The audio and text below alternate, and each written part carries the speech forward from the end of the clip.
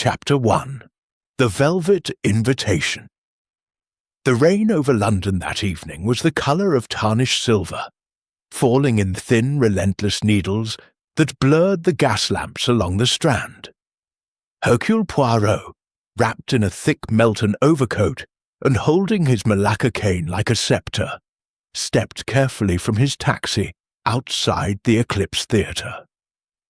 Even through the downpour, he could see the building's facade glowing like a jewel box. Black marble columns, crimson carpet under a glass awning, and above the entrance a great electric sign that spelled Eclipse in letters of cold white fire. A liveried doorman hurried forward with an umbrella. "Monsieur Poirot, this way, sir. You are expected." Expected. The word pleased him, as it always did. A man of his reputation was rarely unexpected, yet tonight the sensation carried an unusual flavour. 3 days earlier, an envelope of heavy cream paper had arrived at his flat in Whitehall Court.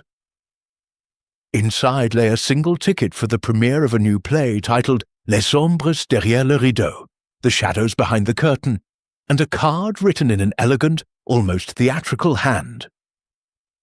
"Your presence is requested, not as a member of the audience, but as the only man in England who might prevent what is about to begin. Come alone, tell no one. A friend who stands in darkness. No signature. Only a faint trace of a perfume Poirot recognized. Mitsuko, expensive and slightly sinister. The scent favored by women who wished to be remembered."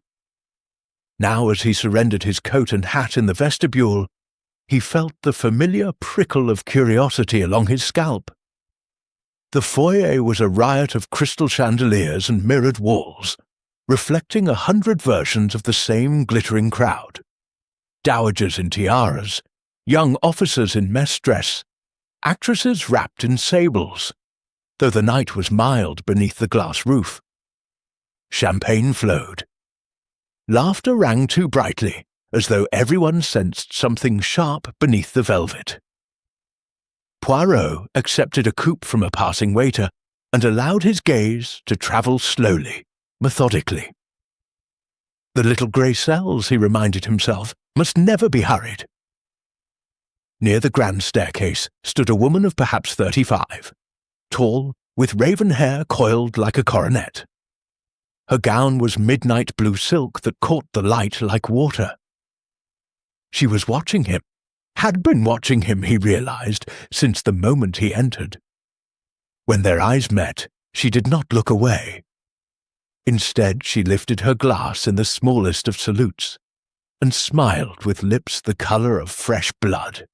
"La belle mystérieuse," Poirot murmured to himself. Before he could decide whether to approach, a soft voice spoke at his elbow. "Monsieur Poirot, I presume." The speaker was a man of medium height, impeccably tailored in white tie, with the kind of face that is handsome until one notices the eyes.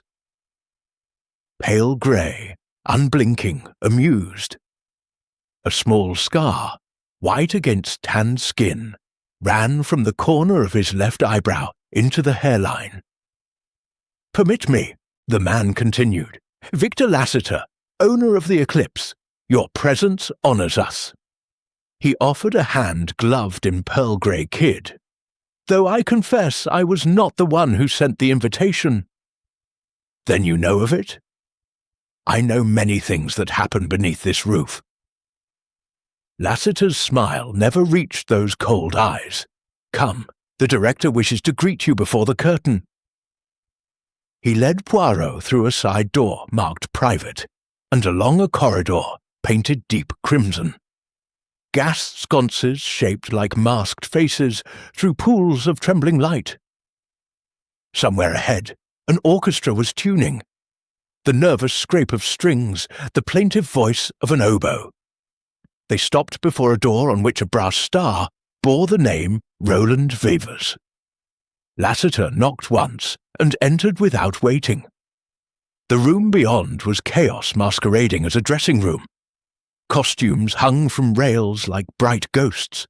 Pots of grease paint crowded every surface. A man stood before a mirror, adjusting a monocle. He was tall and thin, with a mane of silver hair and the restless energy of a greyhound. "Roland," Lassiter said, "our distinguished guest." The director whirled, monocle flashing. "Poirot! Mon Dieu, the great Poirot in my humble theatre." His voice was rich, theatrical, unmistakably French. Though many years in London had softened the edges. "You will save us, yes? You have read the note?" "I have read it," Poirot replied, retrieving the card from his waistcoat pocket and laying it on the cluttered dressing table. "You recognize the handwriting?" Ververs glanced at it and gave a short, almost frightened laugh. "Half the company writes like that when they wish to be dramatic, but the perfume, that is another matter." He lowered his voice. "It is worn by only one woman here, Claudine Valcourt, our leading lady. Yet Claudine swears she sent no invitation. And you believe her?" Ververs hesitated. "I believe someone wishes me to think she did." At that moment, a muffled thud echoed from somewhere deep within the building, followed by a woman's sharp cry. Ververs went white beneath his makeup. "Mon Dieu, not again!" He pushed past Poirot and Lassiter into the corridor. Poirot followed, senses alert. They hurried along the passage, past stagehands who scattered like startled pigeons, until they reached the wings. The heavy curtain was still down, but behind it the auditorium hummed with pre-performance excitement. On the stage itself, beneath a single worklight, a young man lay sprawled on his back. He wore the black trousers and white shirt of a stagehand. One hand still clutched a coil of rope. His eyes stared sightlessly at the flies high above. "Dead?" Lassiter asked, voice suddenly flat. Ververs knelt, pressed 2 fingers to the boy's neck, then shook his head. Poirot stepped forward, noting the angle of the body, the absence of blood, the faint smell of bitter almonds that hung in the air like an evil spirit. "Not dead," he corrected softly. "Merely unconscious. Prussic acid, I think, administered in small quantity. He will recover, if we are quick." He looked up at the complex web of ropes and pulleys overhead. A sandbag the size of a man's torso hung suspiciously low, its rope freshly cut.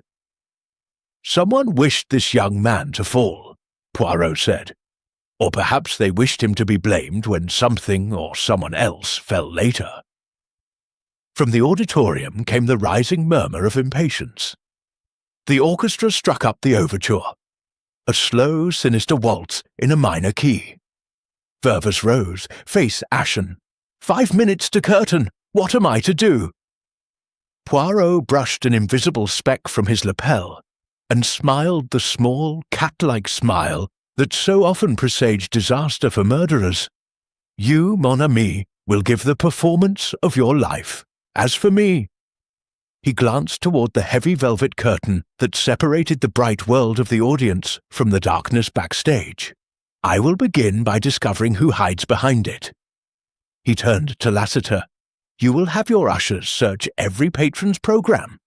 Somewhere among them is a second ticket, identical to mine. Find it, and you find the person who believes Hercule Poirot can still be summoned like a conjurer and frightened like an ordinary man."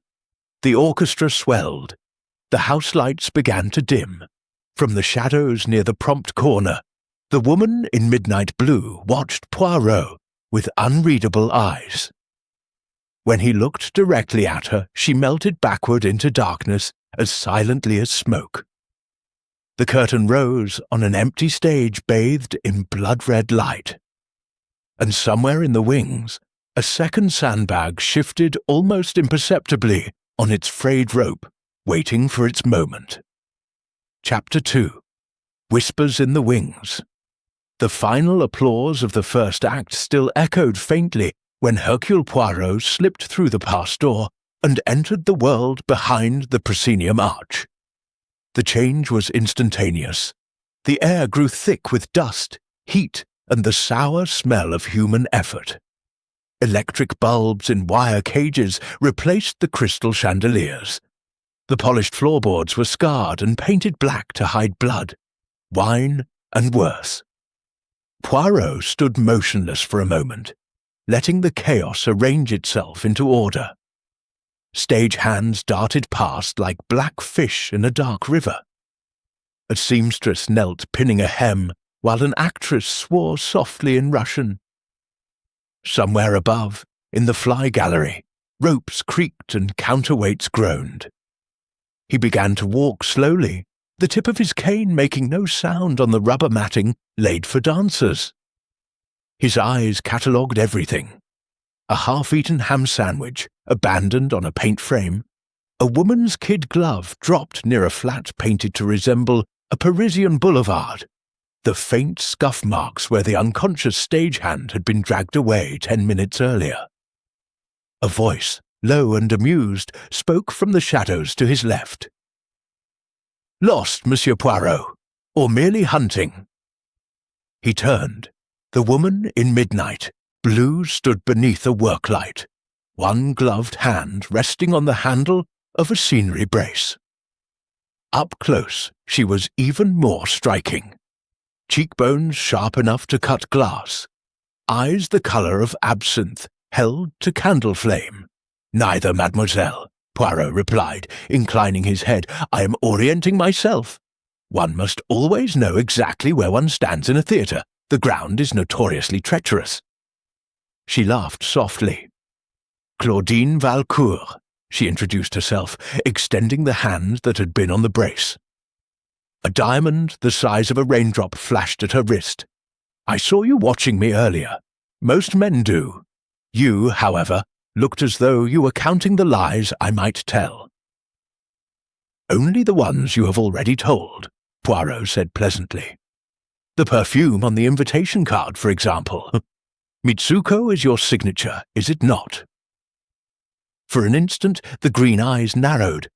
Then the smile returned, wider. "Touché. Though I swear on my mother's grave, I did not send it. Someone wishes you to think I did. Someone who knows me rather too well." She glanced toward the wings where Victor Lassiter was speaking urgently to a uniformed constable. "Or someone who wishes to ruin opening night." A sudden commotion interrupted them. Roland Wevers appeared, coatless, hair wild, waving a scrap of paper as though it were a burning fuse. "Claudine, have you seen this?" He thrust the note at her, then noticed Poirot and hesitated. "Show me," Poirot commanded quietly. Wevers handed it over. Cheap paper, torn from a call sheet. Block letters in violet copying ink. "The dagger is not wood. Ask the Belgian what happens next." Poirot turned the paper to the light. The ink was still faintly damp.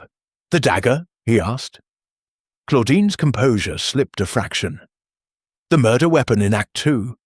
It is supposed to be a stage dagger. Rubber blade, brass hilt painted antique silver. But this afternoon," she swallowed, "this afternoon it went missing from the prop table. We replaced it with another. A real one, blunted, but real.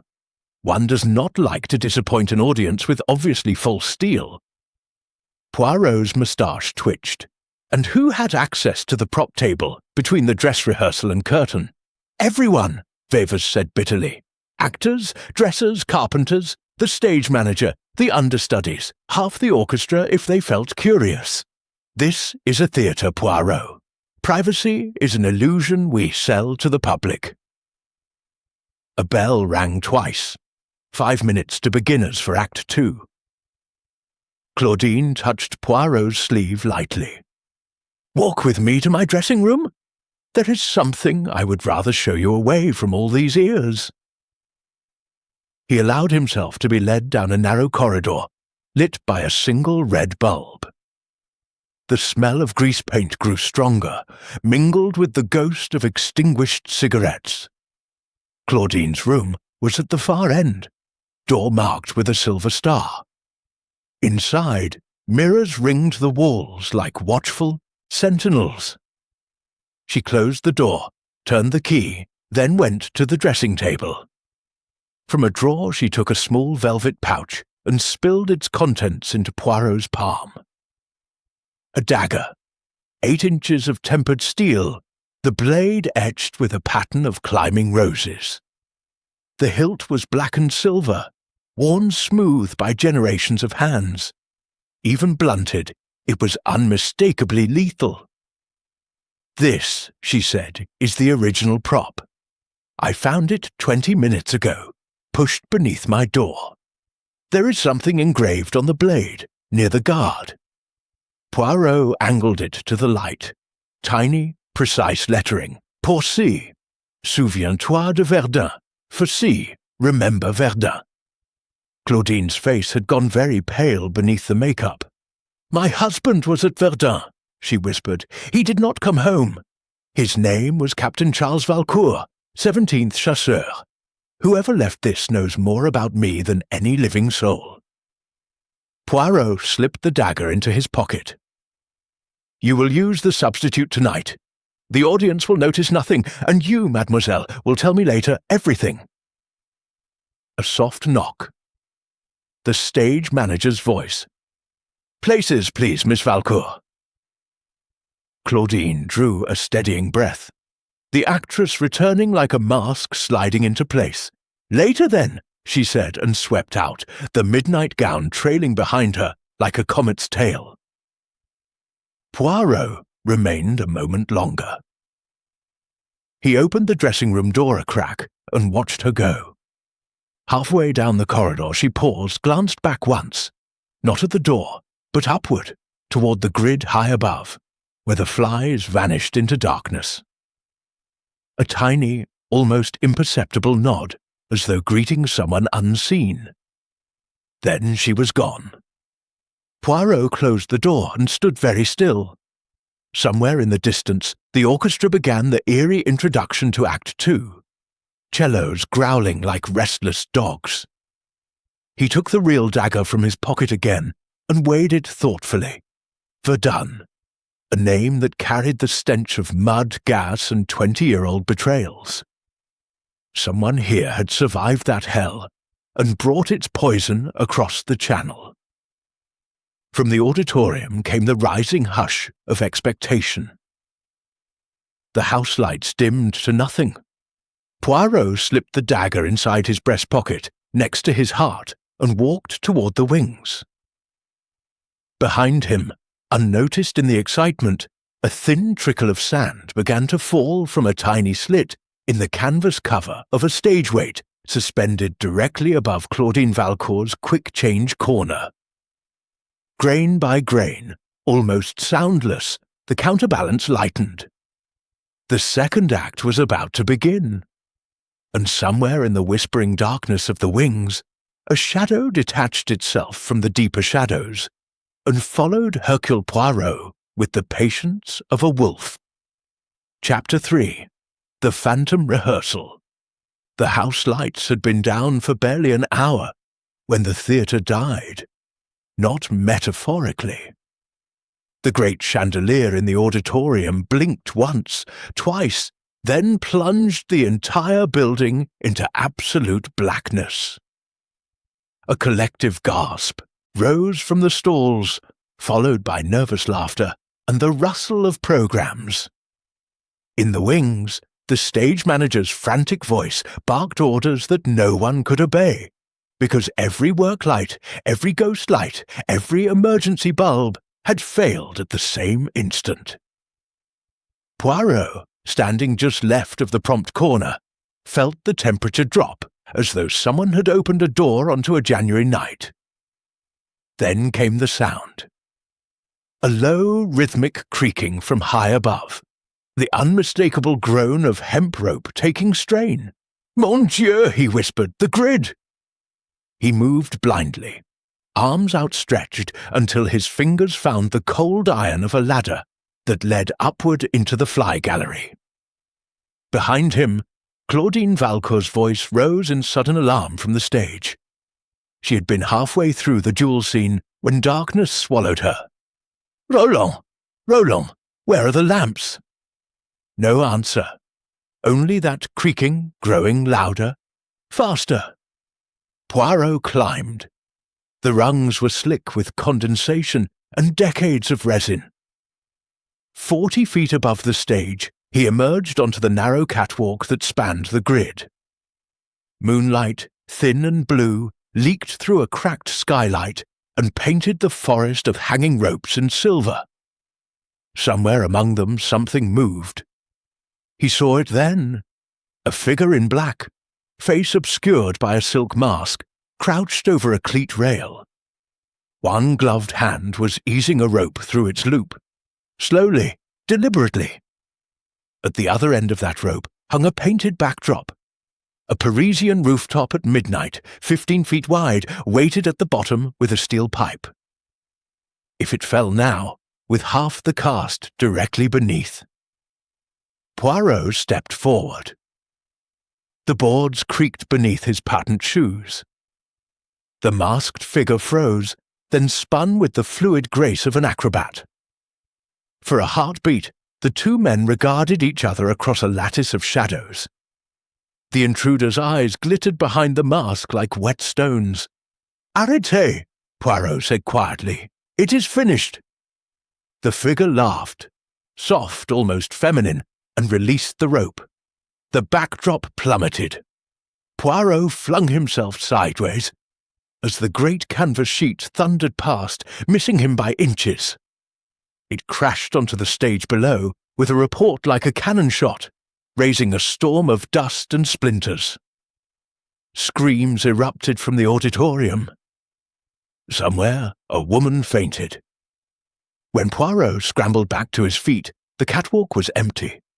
Only a single black feather remained, fluttering down into darkness. Emergency lamps flickered on at last, dim, blood-red bulbs that turned every face demonic. Poirot descended swiftly and found pandemonium. Victor Lassiter was shouting for calm. Roland Wevers knelt beside a young understudy whose arm had been broken by the falling pipe. Claudine Valcourt stood white and rigid, staring upward as though she could still see her would-be assassin. Poirot took her elbow. "Come, we will speak now." He guided her to the deserted prompt corner and closed the heavy fire curtain behind them, sealing off the chaos. For a hot moment the only sound was her ragged breathing. "You saw him," she said at last. It was not a question. "A man, I think, though he moves like a dancer. He wore the mask of Harlequin, black silk, diamonds at the eyes, and he left me a gift." Poirot produced the black feather and twirled it between gloved fingers. From a costume, perhaps. Claudine's hand flew to her throat. "The phantom. That is what the stagehands call him. Lights move when no one touches them. Scenery shifts. Twice this week footsteps have been heard on the grid after midnight. Yet the watchman swears he locked every door. And tonight someone tried to drop a backdrop on your head during performance. That is no ghost, mademoiselle. That is murder dressed as superstition." He studied her face in the crimson glow. "You know more than you have told me." She hesitated, then reached inside her costume bodice and drew out a folded sheet of music manuscript. "This was pinned to my dressing-room mirror an hour before curtain. I thought it a cruel joke, until now." Poirot unfolded the paper. It was the orchestral score for the duel scene, but someone had inked new words beneath the soprano line in the same violet copying ink he had seen before. "Tonight, the phantom takes his bow.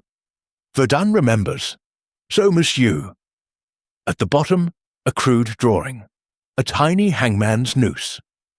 Claudine's voice dropped to a whisper.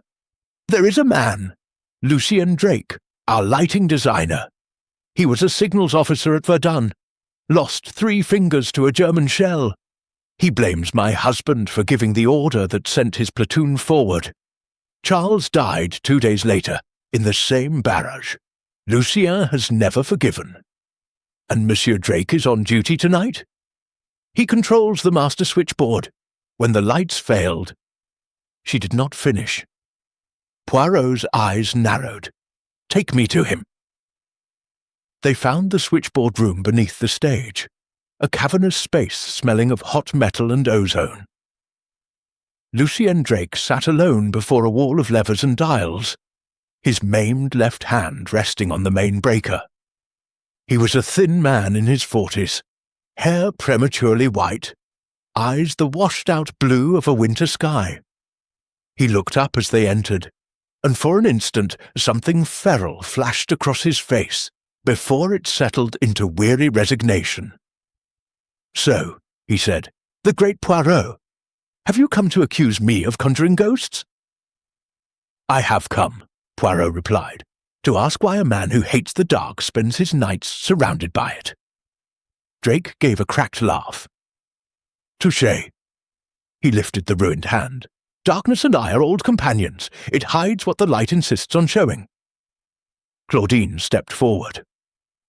"Lucien, if you want revenge, take it from me. Not from innocent boys who fall from ropes, not from understudies who have never heard of Verdun." Drake's gaze flicked to her, and for the first time Poirot saw genuine pain there. "You think I would harm children? No, Claudine. The dead do not kill the living. They merely remind them." He reached beneath the console and produced a small tin box. Inside lay a German iron cross, a faded regimental photograph, and a single spent cartridge casing. "Your husband gave me these the night before the attack. Said they would bring luck. They brought me 3 missing fingers and 20 years of nightmares." Poirot took the photograph. In it, a younger Drake stood arm in arm with a laughing officer, Captain Charles Valcourt, unmistakably Claudine's husband. "Yet tonight," Poirot said softly, "someone tried to drop 15 feet of scenery on Madame's head. If not you, Lucien, then who?" Drake's answer was interrupted by a sudden shout from above. The stage manager's voice, frantic, "Mr. Poirot! Up here! Quick!" They ran. On stage, the fallen backdrop had been rolled aside. In its place stood a single spotlight, harsh and white, illuminating a macabre tableau. Someone had arranged the broken pipe, pieces of shattered flat, and a coil of rope into the shape of a giant noose lying flat on the boards. At its center lay the rubber stage dagger, the harmless one, now smeared with fresh blood. And pinned beneath the rope, like a butterfly on a card, was a lock of raven-black hair tied with a ribbon of midnight blue silk. Claudine made a small animal sound of terror. Poirot knelt, careful not to disturb the arrangement. The blood was still wet. He touched the hair, recognized its scent of Mitsuko, and felt ice settle in his stomach. "Someone," he said quietly, "is playing a far deadlier game than we thought, and the next act begins at dawn." Far above them, unseen in the restored darkness of the fly gallery, the black-masked figure watched through the slits of his harlequin mask and allowed himself a thin, satisfied smile. The phantom rehearsal was only the overture. Chapter 4. Silhouettes of Deception. The night had grown colder, and the fog that pressed against the tall windows of Victor Lassiter's private apartment above the Eclipse Theatre was thick enough to swallow sound. Only the low crackle of a coal fire and the occasional clink of crystal disturbed the hush. Lassiter had summoned them here after the house emptied. Those who had not fled during the chaos of the falling backdrop had been gently but firmly escorted out by constables. Now, at 1:30 in the morning, 8 people sat in a semicircle of gilt chairs beneath a chandelier dimmed to a conspiratorial amber. The inner circle of the eclipse, stripped of grease paint and glamour. Poirot occupied the centre chair. small, immaculate, hands folded over the head of his cane like a judge. To his left, Claudine Valcourt, wrapped in a man's evening cloak, eyes huge and watchful. Roland Viva's chain-smoked Turkish cigarettes, the tremor in his fingers betraying every nervous drag. Lucien Drake nursed a glass of absinthe he had not tasted. Victor Lassiter himself stood at the mantel, pouring brandy no one wanted. 3 others completed the circle. Evelyn Hart, the theatre's leading character actress, silver-haired and imperious. Marcus Wilde, the juvenile lead whose matinee idol looks had begun to harden into something predatory. And finally, Miss Penelope Gray, Lassiter's secretary, a colourless woman of 30 whose spectacles flashed whenever she turned her head. Poirot waited until the silence became unbearable, then spoke. "Mesdames et messieurs, we are here because a murderer has declared war upon this theatre and everyone in it. He or she has already struck 3 times, poison in a stagehand's coffee, a cut rope, a falling backdrop. Tonight, someone placed a lock of Madame Valcourt's hair beneath a noose of rope and smeared it with blood. This is not mischief, this is a promise." He let the words settle. "Therefore," he continued, "we will play a little game I call the silhouettes. Each of you will stand one by one against that white screen." He indicated a Japanese folding screen Lassiter had obligingly placed before the fire. "The lamp behind will throw your shadow large upon the wall. While your silhouette is displayed, you will answer 3 questions, truthfully. I have arranged with Inspector Japp that no statement made in this room tonight will be used in court unless a life is immediately endangered. You have my word, and Scotland Yard's."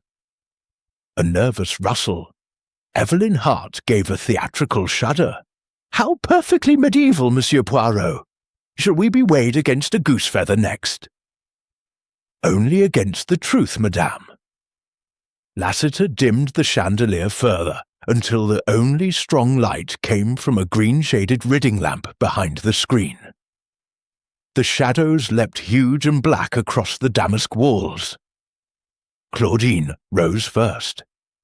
She let the cloak fall from her shoulders and stood in her midnight blue gown. The firelight behind her carved her silhouette into something almost mythical. The proud tilt of the head, the impossible curve from throat to waist.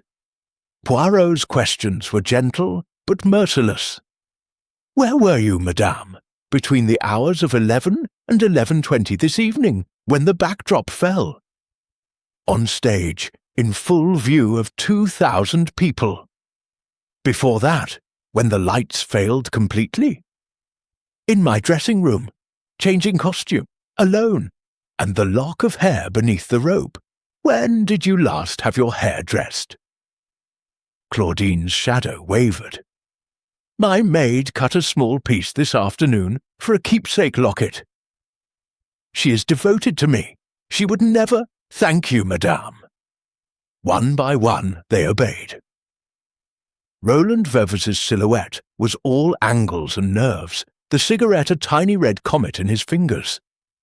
He admitted forging a letter of recommendation 10 years earlier to secure a West End directing job, but swore he had never harmed anyone physically. Lucien Drake's shadow was missing 2 fingers on the left hand. A mutilation, grotesquely magnified until the hand looked like a claw. He confessed to sending anonymous letters to Claudine after her husband's death, accusing her of profiting from widowhood, but denied everything since the opening week. Evelyn Hart's silhouette was regal, Juno-esque. She admitted stealing jewellery from dressing rooms early in her career. A girl must eat, darling, but claimed reformation. Marcus Wilde's shadow was almost too perfect. Broad shoulders, narrow hips, the heroic outline that had made him the idol of shop girls. He laughed too loudly when asked about debts, admitted owing a Mayfair Gaming Club £3,000, and hinted that Victor Lassiter had recently paid part of it for services rendered. Lassiter himself went last among the principals. His silhouette was elegant, anonymous in its perfection of tailoring. He denied nothing and admitted nothing, merely smiled that thin, cold smile. Then came Penelope Grey. She approached the screen as though it might burn her. When she removed her spectacles to wipe them, the room saw her face clearly for the first time. Not plain at all, but finely boned, with a mouth that trembled between fear and defiance. Poirot's voice softened. "Mademoiselle Grey, you have been Monsieur Lassiter's secretary for how long?" "7 years, monsieur." "And before that?" A pause so long the fire cracked like a pistol shot. "I was a nurse at the 42nd Casualty Clearing Station near Verdun in 1916. Claudine made a small sound. Penelope's silhouette seemed to shrink. "I was there the night Captain Charles Valcourt was brought in, dying of gas gangrene. I held his hand while the orderlies carried him to the tent. He whispered a name over and over, not his wife's, another name, Camille. He begged me to find her, to tell her he had never stopped loving her. Then he died." She replaced her spectacles. The shadow grew sharp edges again. "2 weeks ago," she continued, voice steady now, "I received a letter, no signature. It said if I helped expose the woman who had destroyed Captain Valcourt's honour, my silence would be rewarded with £10,000. Enclosed was a photograph. Claudine on stage in Paris, 1915, wearing an officer's greatcoat and laughing into the lens of a German camera. On the back, in Charles Valcourt's handwriting, "To my Camille, with all my love, always." Claudine rose so violently her chair overturned. "Lies! I have never posed for any German. My husband called me his little storm. Never Camille." Poirot raised a hand. "Patience, madame." He turned back to Penelope Grey. "And the lock of hair tonight. I cut it myself this afternoon from the brush in madame's dressing room. I was told to leave it beneath the rope as a warning." "Told by whom?" The secretary's silhouette trembled. "I never saw his face. Only a hand, gloved, always gloved, pushing envelopes under my office door. The last note said if I failed tonight, my brother, he is in Dartmoor for forgery, would never receive parole." Victor Lassiter moved for the first time, voice like a blade. "Penelope, you little fool!"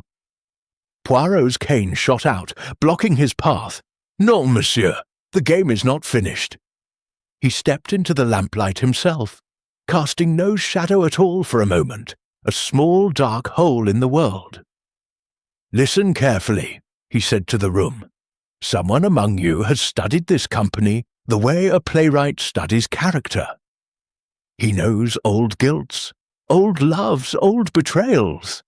He has forged letters, cut hair, spilled blood, animal blood, I suspect, from the butcher's shop in Short's Gardens. He wishes us to tear one another apart before he strikes the final blow." He turned slowly, including them all in his gaze. "But Hercule Poirot does not tear. He untangles, and the first knot is this. The photograph Mademoiselle Grey describes is a lie. I have seen the original negative, in the possession of a certain collector in Brussels. It shows Claudine Valcourt, yes, but the officer whose coat she wears is French, not German, and the inscription on the back is in Claudine's own hand, to her husband, dated 1914. Someone has doctored a copy and used it to turn a loyal woman into a traitor." Penelope Grey gave a broken sob and sank to her knees. Claudine stared at her, tears glittering. "You poor child," she whispered. "He used you exactly as he is using all of us." The fire settled with a sigh. Somewhere in the vast theatre below, a door closed with the soft finality of a coffin lid. Poirot looked toward the dark windows where fog pressed like a living thing. "Tomorrow," he said quietly, "the masquerade ball. Everyone will wear masks. Excellent. For once, the killer and I will be on equal terms." He tapped his cane once against the parquet. "But remember this, masks do not hide the shape of a soul from Hercule Poirot. They only make it larger." In the dying light of the fire, 8 silhouettes shivered as one, and high above them, in the hollow darkness of the flies, something that had no silhouette at all, listened and waited and smiled. Chapter 5. Curtain Call for Secrets. Saturday, 11:47 p.m. The Eclipse Theatre had become a single living organism, breathing perfume, champagne, and fear. For the charity masquerade that followed the troubled premiere, Victor Lassiter had ordered every chandelier ablaze, every mirror uncovered, every corner flooded with golden light. The auditorium itself had been cleared of seats. A polished dance floor now reflected 1,000 masked faces. A jazz band imported from the Kit Kat Club roared beneath a canopy of black and silver stars. Harlequins, Pierrots, Venetian doges, and scarlet devils swirled in a frantic waltz, as though movement alone could keep the shadows at bay. Hercule Poirot stood on the dress circle landing, half concealed behind a potted palm. He wore faultless evening dress and the simplest of masks, plain black domino, no ornament. Anonymity, for him, lay not in decoration, but in stillness. Below him, the suspects moved like pieces on a chessboard he had already begun to command. Claudine Valcourt, as Queen of the Night, was a column of midnight sequins and ostrich plumes, her mask a silver crescent moon. She danced with Marcus Wilde, whose Mephistopheles costume, scarlet silk, goat horns, black cape lined in blood red, made him look exactly like the devil who had bought his soul some months earlier. Roland Vevers, powdered and rouged as an 18th-century fop, darted from group to group, voice shrill with forced gaiety, a glass never empty in his hand. Lucien Drake had not come at all. Officially, he was indisposed. Unofficially, 2 plainclothes constables sat in the switchboard room with him, under strict orders not to let him touch a single lever until dawn. Penelope Grey, in dove-grey domino and a mask of white feathers, hovered near the buffet as though hoping invisibility might be granted by canapés. Victor Lassiter alone wore no mask. His face, tanned and handsome and hard, moved through the crowd like a shark through minnows. Wherever he passed, laughter grew brittle. At midnight the band struck up a tango. The lights dimmed to a sultry crimson. Poirot descended the marble staircase, cane silent on the carpet. He had almost reached the edge of the floor when the music stopped dead. One spotlight, cold, merciless white, stabbed down from the balcony rail and pinned Claudine Valcourt in its circle. She stood alone now. Marcus Wilde had melted away at the first note of silence. From the loudspeakers, Drake's domain, though Drake was supposedly locked away, came a voice distorted by a cardboard megaphone, the kind used in music hall sketches. Yet the words were anything but comical. "Ladies and gentlemen," it announced, "behold the Queen of the Night." In 1915 she was known by another name, Camille la Traîtresse. Ask her how many French officers died because she sold their positions to German intelligence. Ask her whose bed kept her warm while her husband choked on gas at Verdun. A woman screamed. Glasses shattered. The spotlight swung wildly, searching faces. Claudine stood frozen, arms half raised as if warding off blows. Poirot moved faster than anyone expected. He leapt onto the dance floor, seized Claudine's wrist, and dragged her bodily into the wings. Behind them the spotlight exploded in a shower of glass. Someone had shot it out with a service revolver. In the sudden darkness that followed, pandemonium. Poirot pulled Claudine through the pass door and slammed it, throwing the iron bolt. They were in the prompt corner. A single ghost light burned on stage, painting everything corpse green. "Stay here," he ordered. "No." Her voice shook but held. "If I run now, I am finished. Take me to the stage. Let me speak." "Madam, please, Poirot, trust me once." Studied her for 3 heartbeats, then nodded. Together they stepped into the pool of ghostly light. By some miracle, or perhaps because the audience sensed drama greater than any paid for, the house lights rose slowly to half. 1,000 masks stared up at the stage. Claudine Valcourt walked to the footlights alone. She removed her silver moon mask and let it fall. It rang like a coin on the boards. "My name," she said, and her voice, trained for the gods, reached the back wall without effort, "is Claudine Marie Valcourt, née Deschamps. In 1915, I was 20 years old. I sang in a café concert behind the lines at Verdun. Yes, I wore a German officer's greatcoat once, for warmth, after a bombing raid destroyed my dressing room. Yes, a photograph was taken. No, I never betrayed France. The man who took that photograph was a Swiss journalist. He sold prints to both sides. My husband knew. He forgave. He loved me anyway." She drew a trembling breath. "Someone in this theatre has tried to resurrect a lie that should have died with the war. I do not know why, but I will not hide from it any longer." Silence. Then, from the back of the stalls, a single pair of hands began to clap, slow, deliberate. Others followed until the applause thundered. Poirot, still in shadow, felt the little grey cells spark like electricity. The trap had been sprung too early. The murderer had wanted panic, flight, perhaps even Claudine's suicide. Instead, he had gifted her the sympathy of 2,000 witnesses. A fatal miscalculation. Poirot slipped backstage. He had work to do. 10 minutes later, he found what he expected. A service door to the roof standing ajar, wet footprints leading out onto the leads. He followed. The fog was thinner up here. A cold wind whipped his coat. London lay below, like a city drowned in milk. At the edge of the parapet stood a figure in black, harlequin mask gleaming, a bulky parcel tied with scarlet ribbon at his feet. The figure turned. "Bonsoir, Monsieur Poirot. You are punctual." The voice was familiar, and yet not.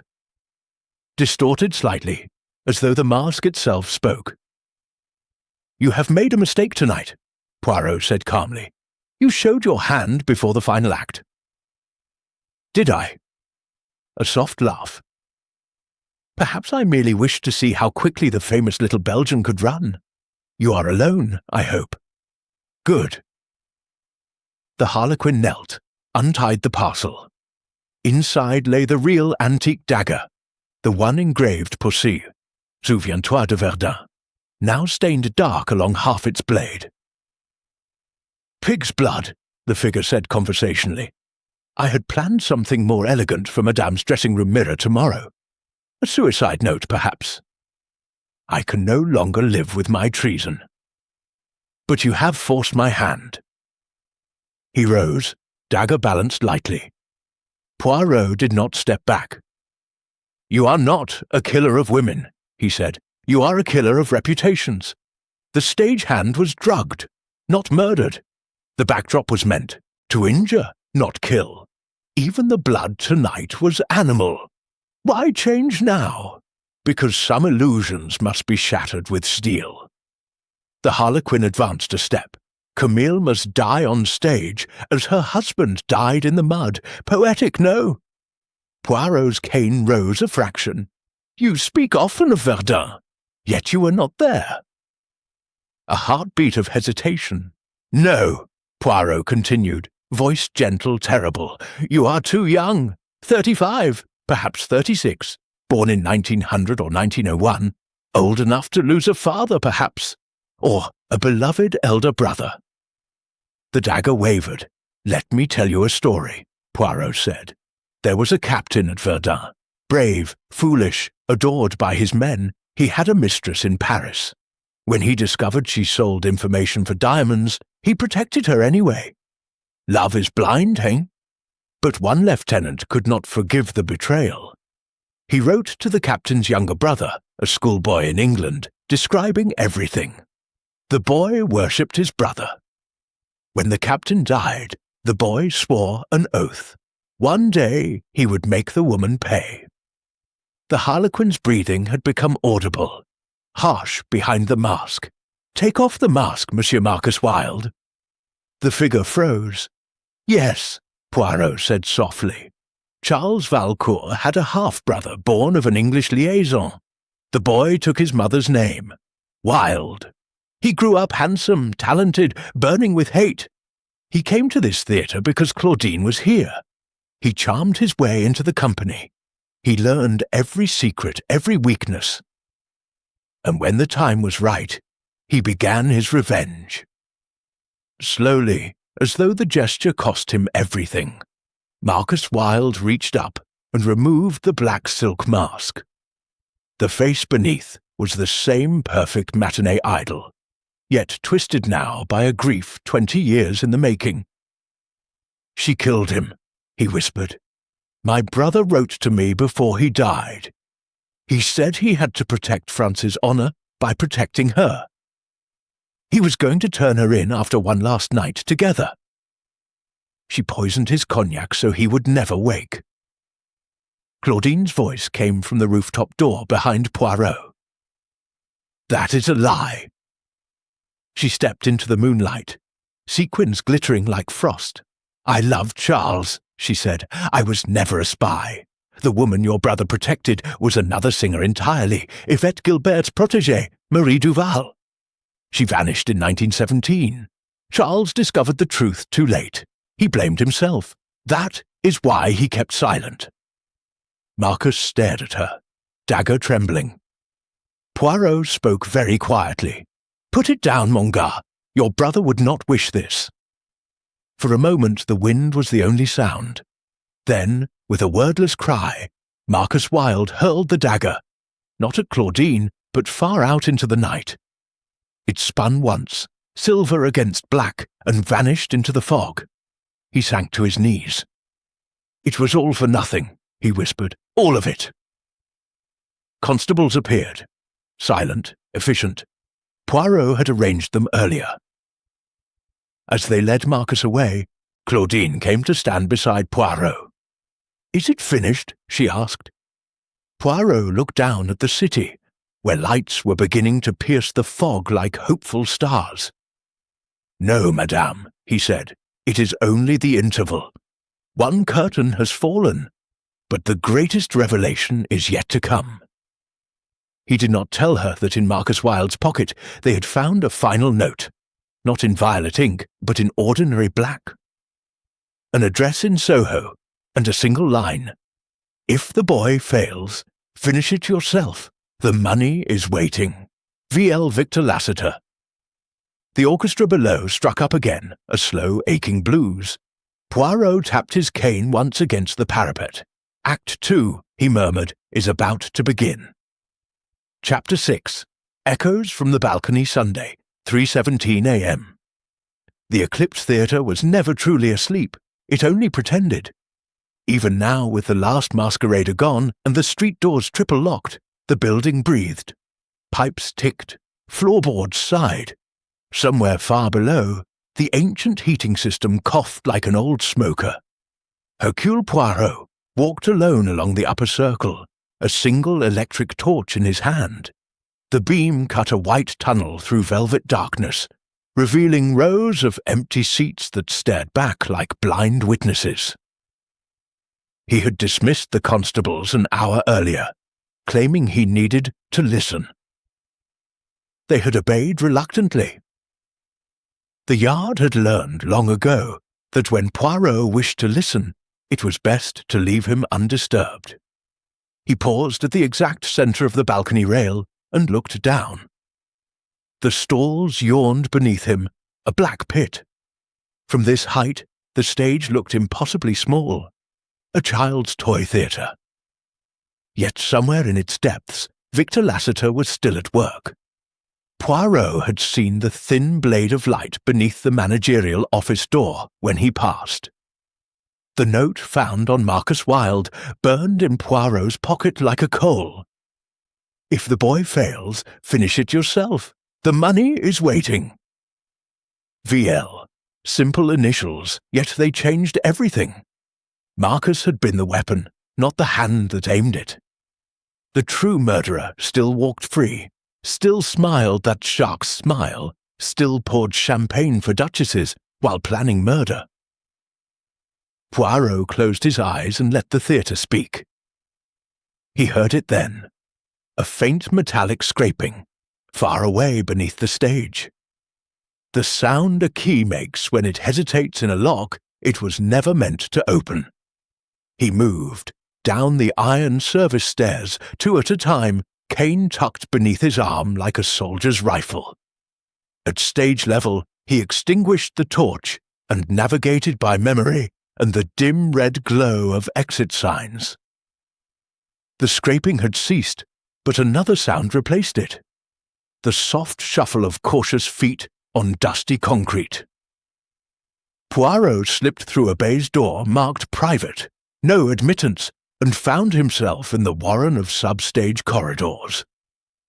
Here the air was colder, damp, smelling of rat poison and forgotten scenery.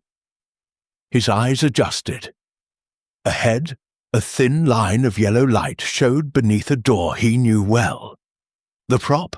Vault. He approached without sound and set his eye to the keyhole.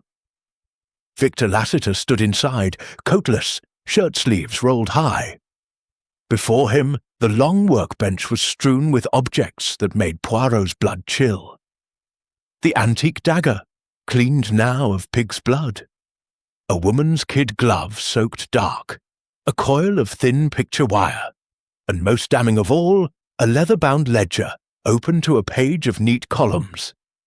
At the top, in Lassiter's own hand, Valcour settlement, $15,000 balance due upon proof of death, $25,000 payable by Baron Otto von Ritter, Crédit Lyonnais, Geneva Lassiter, was counting banknotes into a small calfskin valise, thick bundles, each stamped with the purple eagle of pre-war Austrian currency. He worked quickly, humming under his breath, a jaunty little waltz that Poirot recognized from the 3rd act of the play. Poirot straightened, mind racing. So, not revenge after all, at least not primarily. Money, always money. And beneath the money, the old filthy trade of 1914-18, secrets sold across borders, lives weighed against Swiss francs. He was reaching for the door handle when a voice behind him, soft, amused, terrifyingly close, spoke in perfect French. "Do not move, Monsieur Poirot. I have a pistol aimed at the exact centre of your back." Poirot froze. The speaker stepped into the faint light from the keyhole. Roland Ververs, but not the fluttering, drunken director of the past days. This Ververs was steady, cold, the monocle glittering like a chip of ice. "You?" Poirot said quietly. "Disappointed?" Ververs smiled without warmth. "Everyone always is. The fool, the drunkard, the incompetent artiste, so easy to dismiss. Yet it was I who chose the play, I who hired Marcus Wilde knowing his history, I who fed him the forged letters about Claudine. Lassiter provided the money, I provided the stage." He gestured with the pistol, a small Belgian automatic that looked almost toy-like until one noticed how steadily it was held. "Inside, please, slowly." Poirot obeyed. The prop vault was larger than it appeared, stretching back into shadow. Lassiter looked up sharply as they entered, then relaxed when he saw Vevers. "Roland, you're late. Did you bring the—" He stopped. His gaze flicked to Poirot, and for the first time the mask slipped entirely. The charming theatre owner became something feral. Vevers closed the door with his heel. "Our Belgian friend has been listening at keyholes again," he said lightly. "Fortunately, he will not leave this room alive." Lassiter's hand moved toward the dagger. Vevers raised an eyebrow. "No blood on the blade this time, Victor. We are gentlemen." A single shot behind the flies, a tragic suicide when the little detective realizes he has failed to prevent murder. Most poetic. Poirot regarded them both calmly. "You disappoint me, monsieur. Such elaborate machinery for so sordid an end. £15,000 to murder a woman because 20 years ago her husband stumbled on a spy ring that threatened your patron, Baron von Ritter?" Lassiter's face darkened. Charles Valcourt was a fool. He could have been bought like everyone else. Instead, he threatened to expose the entire network. The Baron lost 3 agents to firing squads because of him. After the war, the Baron waited, patiently. Then Claudine became famous, rich, visible, a perfect reminder that some debts are never cancelled. "And you, Monsieur Vevers?" Poirot turned to the director. "What is your price? A title? A theatre of your own in Vienna?" Vevers laughed softly. "My price was paid long ago. My real name is not Vevers. It is von Eberstein. The Baron is my uncle." He levelled the pistol. "Goodbye, Monsieur Poirot." Poirot did not flinch. Instead he smiled, the small cat-like smile that had preceded the downfall of 100 criminals. "You are forgetting something, mon ami." "Indeed? The theatre is never empty." From the shadows behind stacked flats, 2 constables stepped forward, revolvers drawn. At the same moment, the vault door burst open, and Inspector Japp entered with 3 more men. Vevers spun, panic flaring at last. The pistol barked once, wild, high. A bullet splintered wood inches from Poirot's head. Then it was over. The little automatic clattered to the floor. Vevers sank to his knees, monocle falling to shatter like ice. Lassiter made no resistance. He simply looked at Poirot with something close to admiration. "How long have you known?" he asked quietly. "Since the masquerade," Poirot replied, "when Marcus Wilde threw away the dagger instead of using it. A boy consumed by hate does not surrender so easily, unless he realizes he has been the puppet all along. The note in his pocket was the final proof." Japp snapped handcuffs onto Lassiter's wrists. "Anything to say, sir?" he asked formally. Lassiter glanced once at the ledger, the money, the dagger. Then he smiled. That same shark's smile. "Only this, Inspector. The show, as they say, must go on." As they led him away, Poirot knelt and picked up the shattered monocle. In the firelight from the corridor, it glittered like a drop of frozen blood. Upstairs, in the empty auditorium, a single spotlight came on, slowly, lovingly, illuminating the stage where tomorrow night Claudine Valcourt would take her rightful curtain call. Poirot looked up at the circle, the boxes, the godses, every seat empty, yet somehow watching. "The echoes are satisfied," he murmured. Then he turned out the light, and for the first time in a week the Eclipse Theatre was truly, peacefully dark. But only for a moment, because somewhere in that darkness a new sound began. The soft rustle of papers, the scratch of a pen. Someone, something was already writing the next act.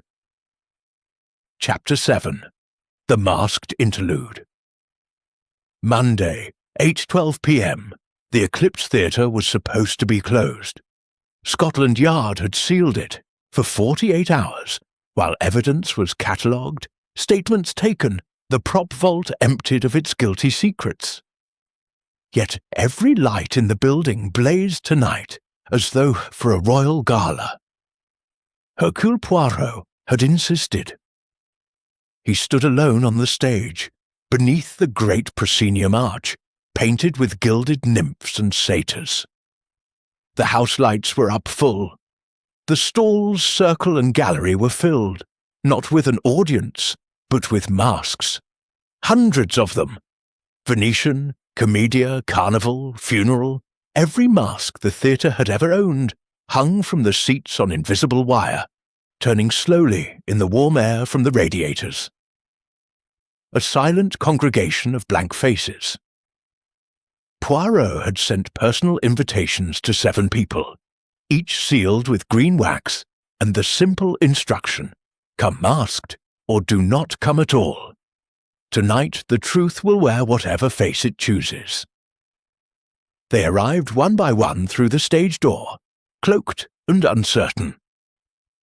Claudine Valcourt first, in a plain black domino and a silver half-mask shaped like a tragic muse.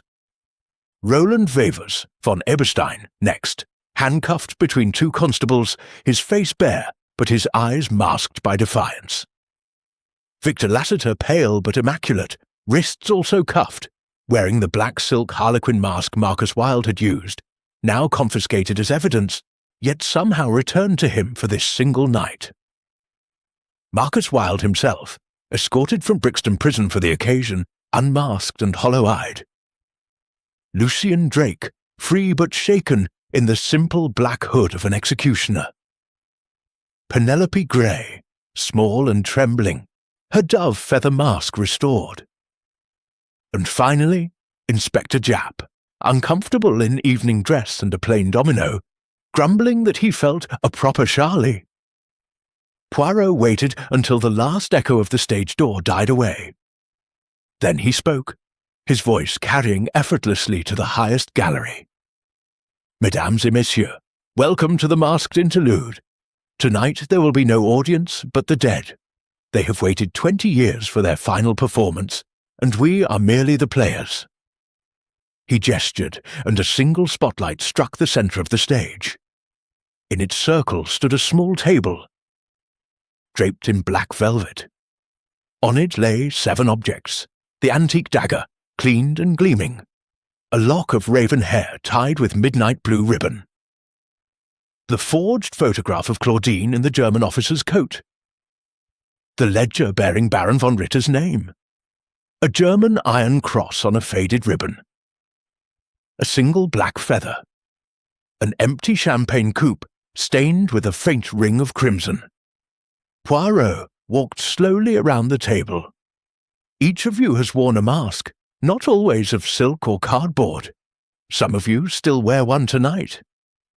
Therefore, we will play a simple game. I will ask a question. The person to whom it belongs will step forward, place a hand upon the object that condemns them, and speak the truth. Only the truth. The masks will do the rest, he began. Question 1. Who sent the first anonymous invitation to Hercule Poirot? Silence. Then Victor Lassiter stepped forward. The harlequin diamonds glittered as he laid a cuffed hand on the dagger. I did, he said, voice steady. I needed an outsider brilliant enough to keep Claudine frightened, but not brilliant enough to look past Marcus. I underestimated you. He stepped back. Question 2. Who cut the lock of hair and placed it beneath the rope noose? Penelope Grey moved like a sleepwalker, placed trembling fingers on the raven strands. I did. I was told it would only frighten her into leaving England. I never imagined. Her voice cracked. Question 3. Who forged the photograph that branded Claudine a traitress? Roland von Eberstein placed his hand on the picture without hesitation. My uncle's people in Vienna did the actual work. I supplied the original print from Claudine's dressing room in 1919. A souvenir, I told her. She trusted me. Claudine made a small sound, but did not look away. One by one, the objects were claimed. Lucien Drake touched the Iron Cross. "I hated her for 20 years, he said quietly, but I never tried to kill her. The dead asked me to watch, not to murder." Marcus Wilde laid his hand last on the empty champagne coupe. "I poisoned no one," he whispered. "I only wanted her ruined. I thought that would be justice." When all 7 objects had been claimed, Poirot raised both hands like a conductor. "And now the final question. Who in this room is still lying?" Absolute silence. Poirot turned slowly, letting the spotlight follow him until he faced Claudine Valcourt. "Madame, remove your mask." She obeyed. The silver tragic muse fell to the stage with a soft clatter. Poirot's voice was gentle, almost sorrowful. "Claudine Marie Valcourt, née Deschamps, or should I say Camille Deschamps, formerly of the Café Bleu, Verdun, and later of the Abwehr residency in Brussels." The house lights flickered as though the building itself gasped. Claudine did not flinch. "Both," she said simply, "and neither." She reached up and, with deliberate grace, removed a second, thinner mask, spirit gum and silk flesh that had altered the shape of her nose, the line of her cheekbones. Beneath it was the same face, yet subtly, devastatingly different. The woman who spoke now had a faint Flemish softening to her vowels. "In 1915 I was 19. My mother was French. My father a German officer stationed in occupied Belgium. I sang where I was told, passed messages hidden in sheet music, and yes, I slept with men on both sides, because that was how a girl survived. Charles Valcourt knew everything. He married me anyway. He thought love could wash me clean." She looked at Lassiter, at von Eberstein, at the rows of empty masks. "When the war ended, Charles forged papers, gave me a new name, a new life. He said the past was dead. But the past sent Baron von Ritter to remind me that some debts are immortal. They wanted me back in the game. One last mission, in exchange for silence. I refused. So they decided to destroy me instead." She turned to Poirot. "You knew, from the beginning," Poirot said quietly. "The perfume on the invitation, Mitsuko, was launched in 1919. In 1915, no one in Verdun could have worn it, a small thing, but the little grey cells noticed. Then the forged photograph. The coat was German, yes, but the buttons were post-1916 pattern. Someone had been careless." He smiled without humour. "But the greatest clue was your courage, madame. An innocent woman would have crumbled. Only a woman who had already survived hell could stand in that spotlight and dare the world to do its worst." Claudine, Camille, closed her eyes. "What happens now?" Poirot looked to Inspector Japp, who cleared his throat awkwardly. "Technically, madam, there's the matter of the Official Secrets Act. But considering the statute of limitations and certain interventions from the French Sûreté, who would rather this stayed buried?" He shrugged. "A quiet disappearance to Canada, perhaps. New name, new life. The Baron's network is finished.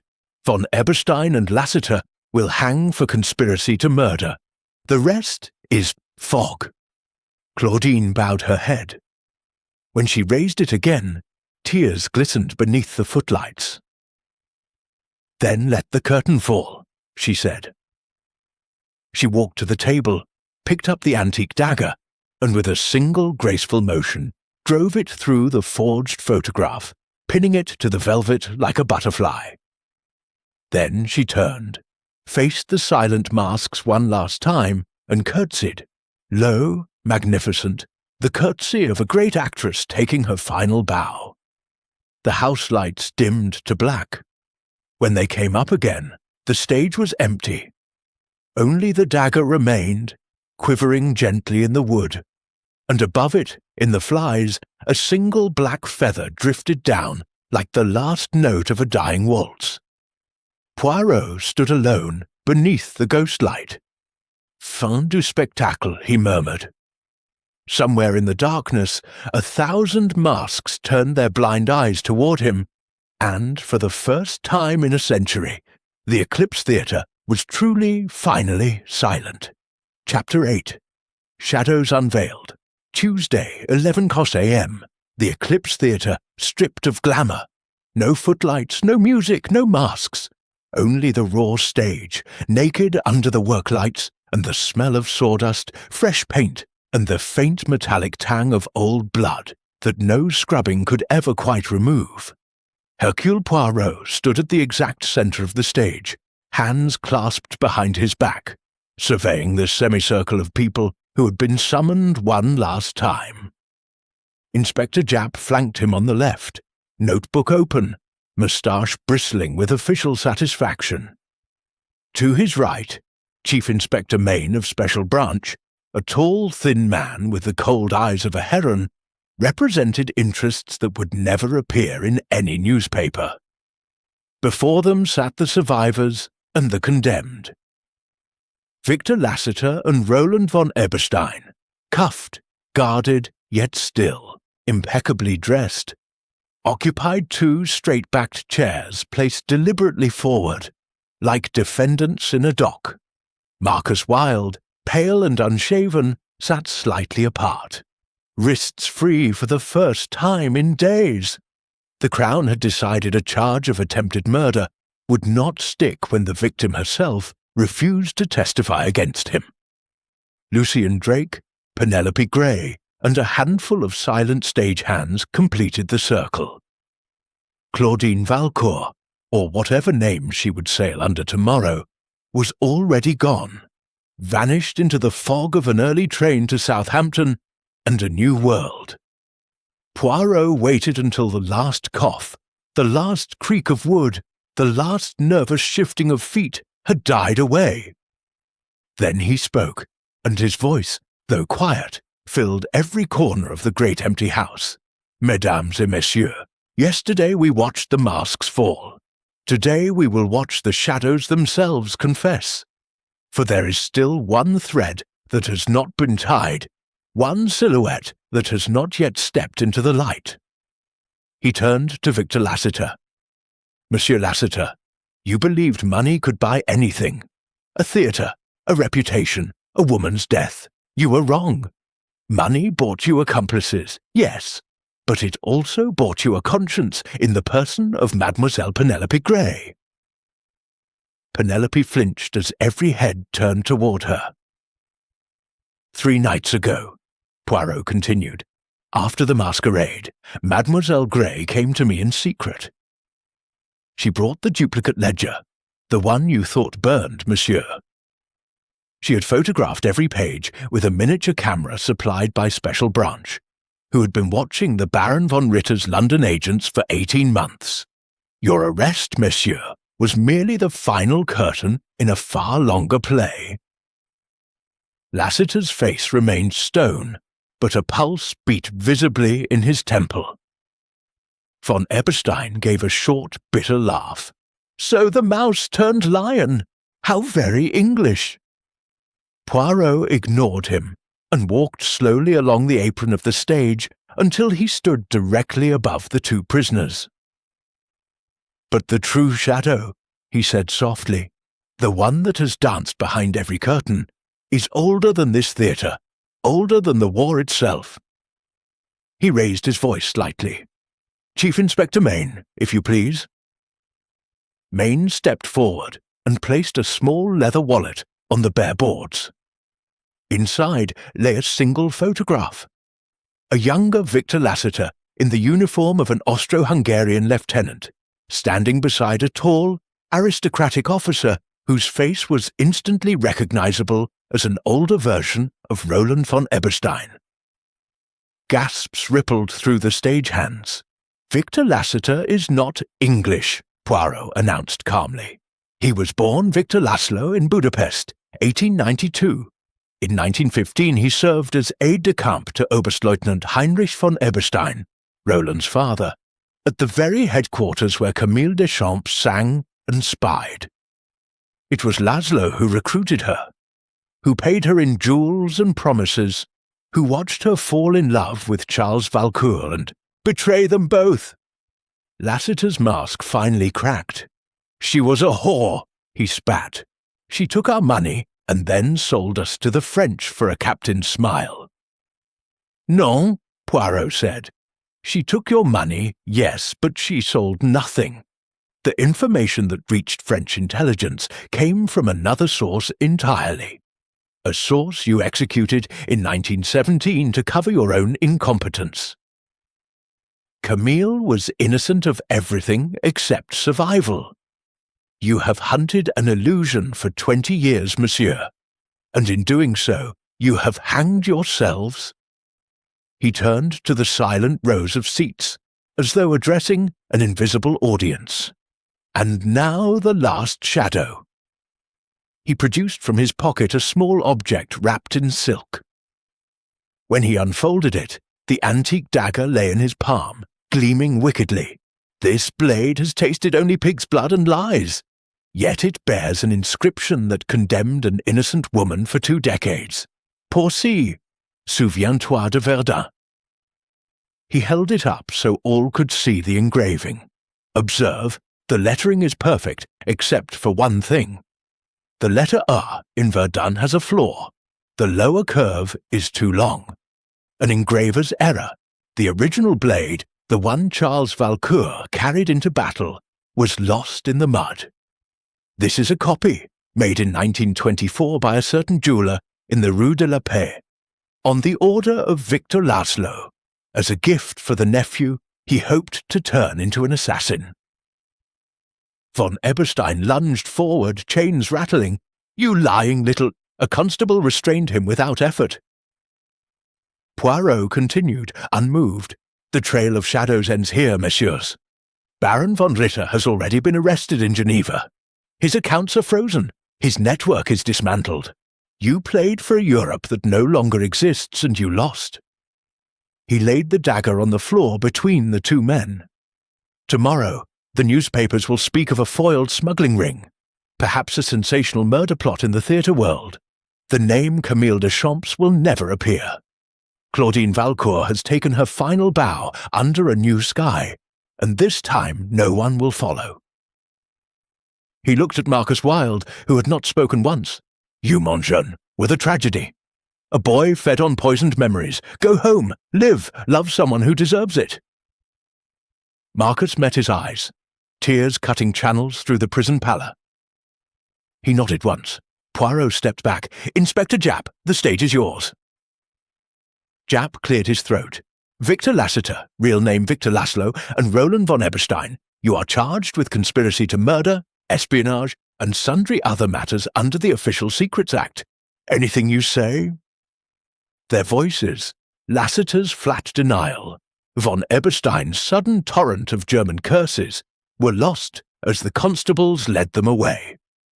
The stage door slammed with finality.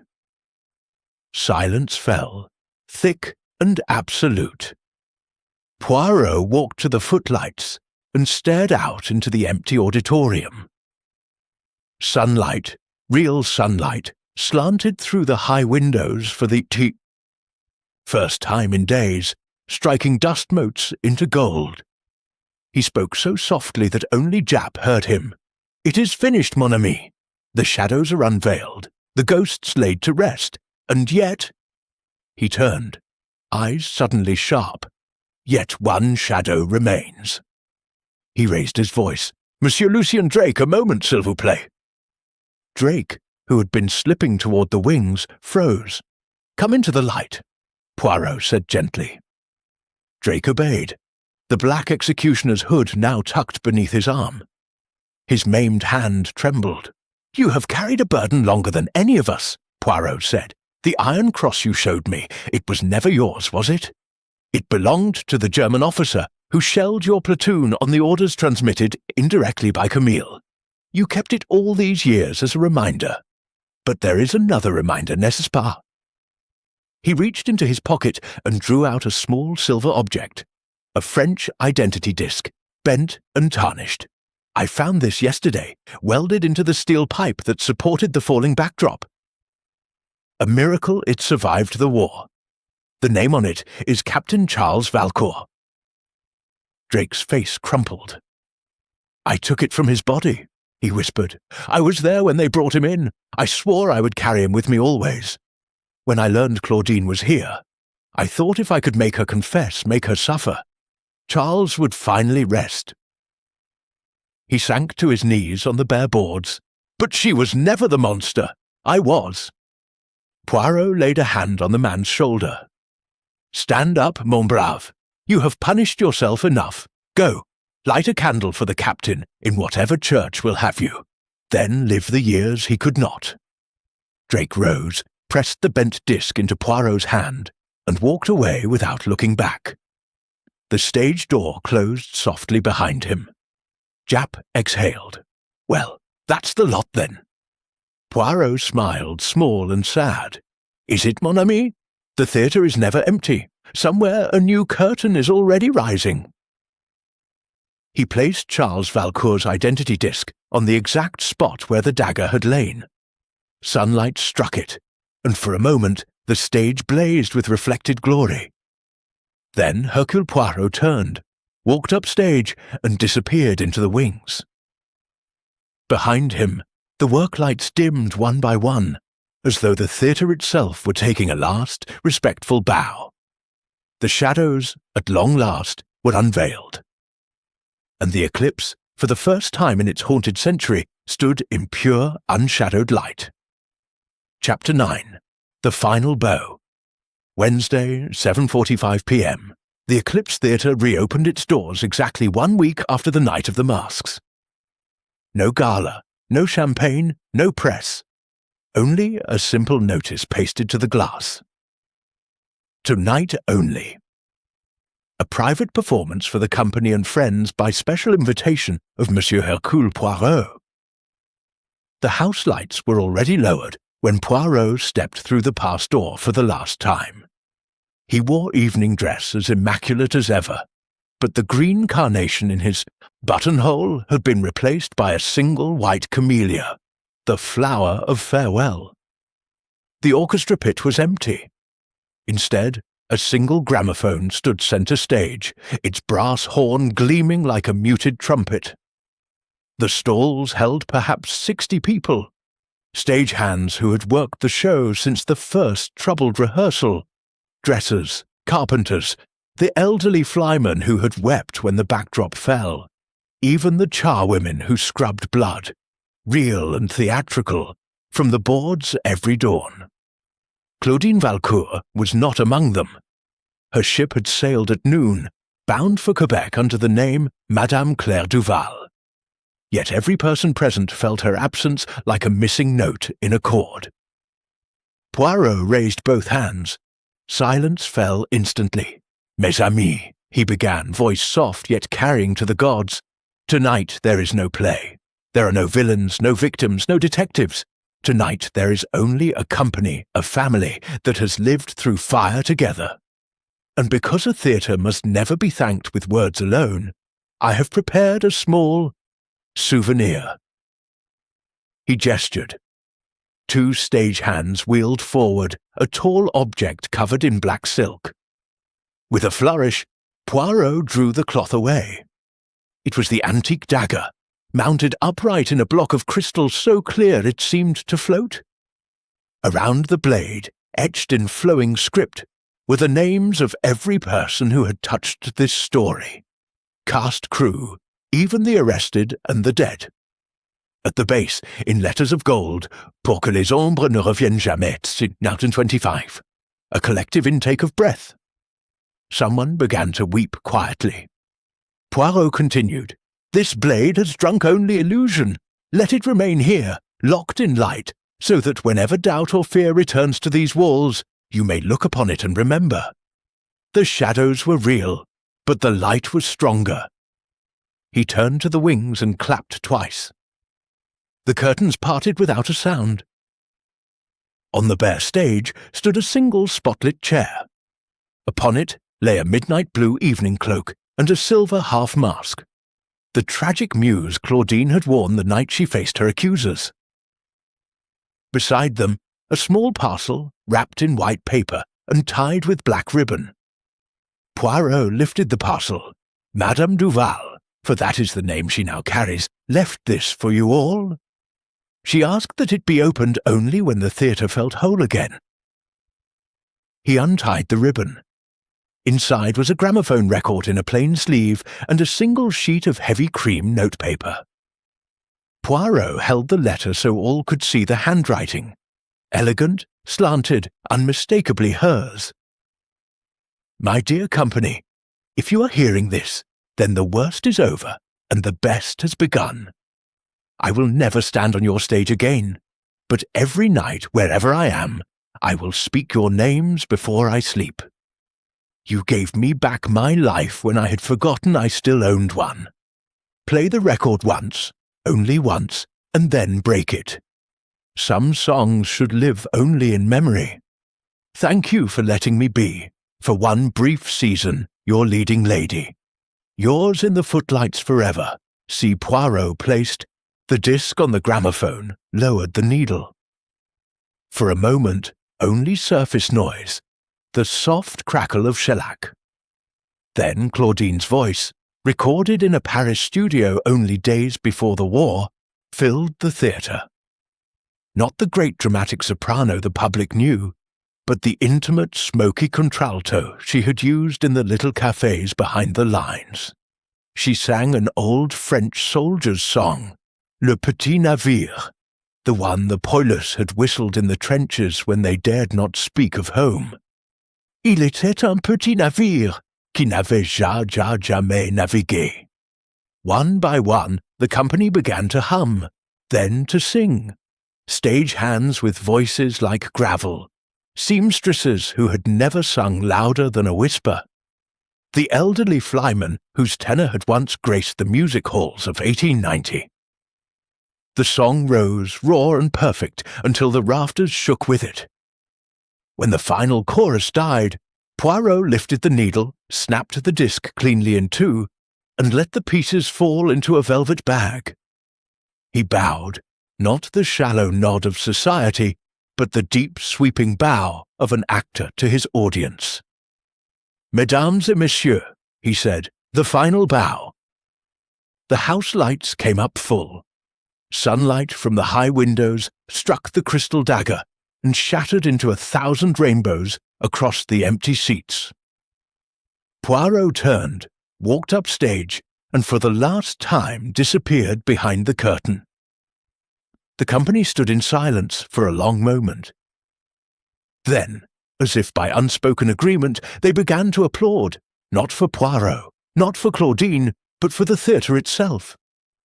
The sound grew until it became a storm, until dust drifted down from the flies like golden snow, until the very walls seemed to shake with gratitude and release. Outside in the gathering dusk, Hercule Poirot paused beneath the now dark eclipse sign. He adjusted his hat, smoothed his moustache, and looked back once. The stage door lamp flickered on, steady, warm, unafraid. He permitted himself the smallest of smiles. Et voilà, he murmured, the curtain falls. And somewhere, far across the sea, a new curtain rises. Then he stepped into the London evening, cane tapping a jaunty rhythm on the pavement, already listening for the next whisper of crime on the wind. Behind him, the Eclipse Theatre settled into its first peaceful night in 100 years, the crystal dagger catching the last ray of sunset and holding it like a promise. The shadows were gone. The play, for now, was over. And the little Belgian with the magnificent moustache walked on, alone again, toward whatever darkness waited next. Chapter 10. Encore of Justice Thursday, 3rd December 1925. White's Club, St. James's Street. Late afternoon, the hour when the fire settles into comfortable embers and the stewards move like silent priests among the leather armchairs. Hercule Poirot sat alone in the corner he had quietly claimed for 20 years. A small table, a single cup of chocolate chaud, thick, almost black, no cream, and the evening edition of the Times folded so that only the personal column showed. He read it once, permitted himself a small satisfied nod, then laid the paper aside. Across the page, in the plainest possible language, the world had been told the official ending: Eclipse Theatre scandal. 2 men sentenced at the Old Bailey this morning: Victor Lassiter, formerly Victor Laszlo, and Roland von Eberstein, received terms of 15 and 12 years penal servitude, respectively, for conspiracy to commit murder and offences under the Official Secrets Act. A third defendant, Marcus Wilde, was bound over after the court accepted that he had acted under prolonged moral duress. The name of the intended victim has been withheld at the request of the French authorities. Nothing more. No Verdun, no Camille, no midnight blue cloak vanishing into the fog. The great British public would remember it, if at all, as a spicy theatrical scandal involving foreigners and a great deal of money. Exactly as it should be. The door of the smoking room opened. A familiar heavy tread crossed the carpet. "Thought I'd find you here, Poirot." Captain Hastings, pink-cheeked from the cold muffler still wound twice about his throat, dropped into the opposite chair. "Jap rang me at the club. Said you'd want company for the last chapter." Poirot's eyes twinkled. "There is always a last chapter, mon ami, even when the book appears closed." He signalled the steward for a second cup, then drew from his pocket a small packet wrapped in white paper. "Before you ask, yes, everything is finished.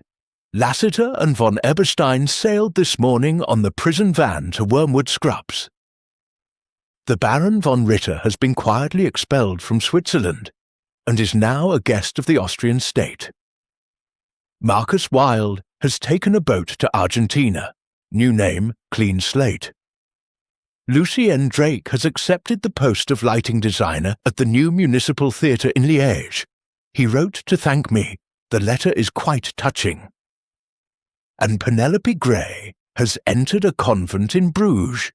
She says silence suits her.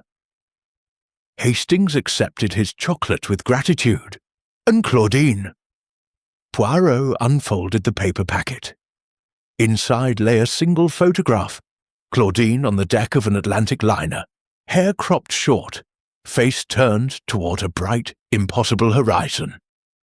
On the back, in her flowing hand, to the little man who gave me back the rest of my life. The camellias are blooming in Quebec. C. Hastings studied it for a long moment, then handed it back. She looks peaceful.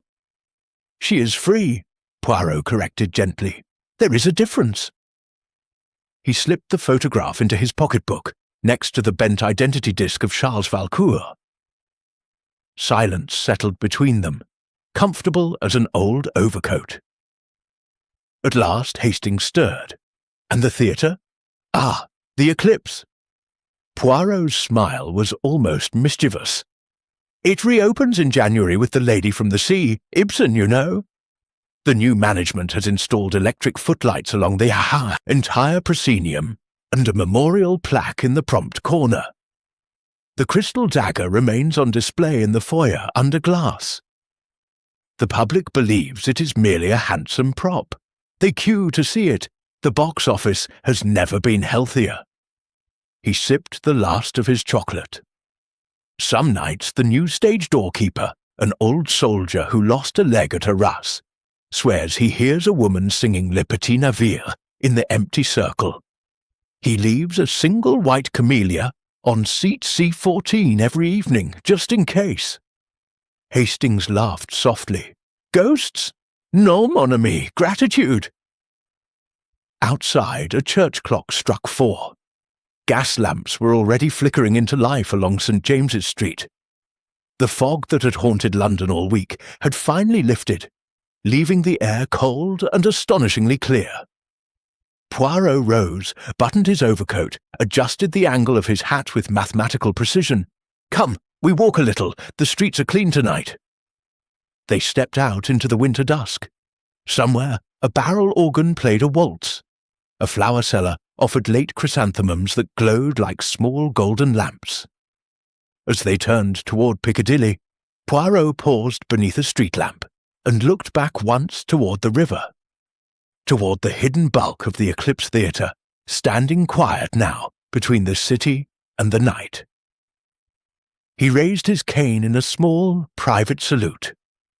"Adieu, madame," he murmured. "Break many legs in your new world." Then he tucked the cane under his arm, linked it with Hastings's, and walked on.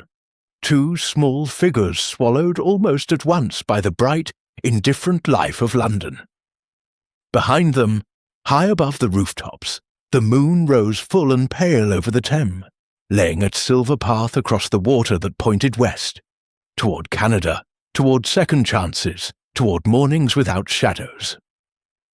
And in the empty auditorium of the Eclipse, unseen by any living eye, a single camellia opened its petals in the dark, as though the theatre itself had decided to keep one last, perfect secret. The play was over. The encore, quiet, private, and utterly just, had been taken, and somewhere, very far away, a woman in a new coat and a new name stood on a snowy Canadian hillside and sang softly to the northern lights, knowing that somewhere across the ocean a small Belgian with magnificent moustaches had heard every note.